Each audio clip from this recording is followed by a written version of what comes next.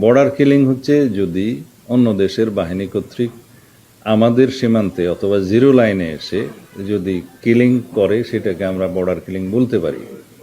যদি আমাদের সীমানার অভ্যন্তরে এবং তাদের সীমানার অভ্যন্তরে কোনো রকমের কোনো অপরাধে জড়িত থাকে কেউ, ইললিগ্যাল ট্রেসপাস করে যায় কেউ, সেটা তারা কিভাবে অ্যাড্রেস করবে সেটা তাদের দেশীয় আইনে করবে। এটাকে বর্ডার কিলিং বলা ঠিক হবে না। বর্ডারে আমাদের বিজিবি অ্যালার্ট আছে, আমরা যে কোনো রকমের ইললিগ্যাল পুশ ইন বা পুশ ব্যাক এগুলার বিপক্ষে।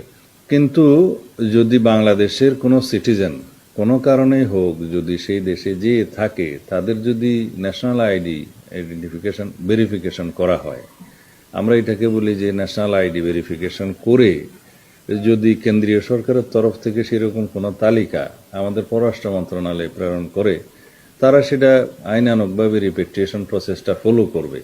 সেরকম কোনো বিষয় আমাদের কাছে এখনো পর্যন্ত পেন্ডিং নাই। যদি অতীতে পেন্ডিং থাকে সেটা অবশ্যই সেভাবে লিগেলি অ্যাড্রেস করা হবে।